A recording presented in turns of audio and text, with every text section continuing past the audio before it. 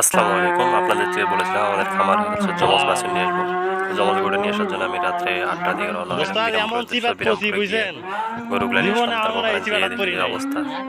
আর একটা গরুর খুব প্রতি যে কষ্ট মানুষের কি এগুলি পরিমাণে বাবা। ভালোবাসা জন্মায় এই জিনিসটা না দেখলে আমি বুঝতে যে পারতাম না। পরিমাণে গরুগুলো কষ্ট নিয়ে আসতেছিলাম, এই তার দুটা করার মেয়ে জন্য আজ তার খুব খুব ওয়াইফ কষ্ট করে বানাইলো। কান্না করে দিচ্ছিল। পুরো ভিডিওটা যদি আপনারা দেখেন এখন কি যে হবে তো আল্লাহ বুঝতে ভালো পারবেন যে বানায়। কোথায় কান্না করে দিছে। গরুগুলো যখন এলা গাড়ি তুলি পুষ্পা তখন আর কি গরুগুলো এলা কান্না একবারে করছে। পুষ্পা তারপর নিয়ে আসলে ভিডিওর সম্পূর্ণ দেখলে বুঝতে পারবেন যে গাড়ির তেল এলা শেষ হয়ে একবারে তারপরে পাম্পে পুষ্পা যায় এলা। তেল নিয়ে চলে আসে। এগুলো আপনার ওখানেই ছিল একটা জমজ বাস, দুইটা 14 মাস করে বয়স, বীজ দেওয়া আছে। তারপরে এদের গাড়িতে উঠালাম। উঠানোর পরে সবাই জ্বর হয়ে যাচ্ছিল। জ্বর হয়ে যাওয়ার পরে সবার সঙ্গে কথাবার্তা বলতেছি, সবার সাথে দোয়া নিলাম।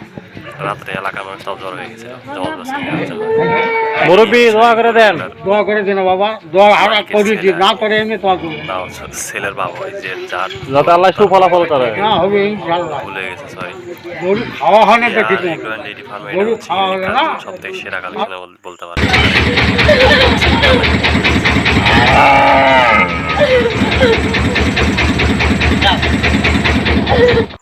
তারপর নিয়ে আসলাম। নিয়ে আসার পরে পাম্পে এসে যখন হচ্ছে একটু তেল নিচ্ছিল তখন একটু লাইট পেলাম, তখন একটু ভিডিও করে আপনাদের দেখানোর চেষ্টা করতেছি। তো কে আর এগ্রো অ্যান্ড ডেইরি ফার্মের সাথে থাকবেন। আসসালামু আলাইকুম।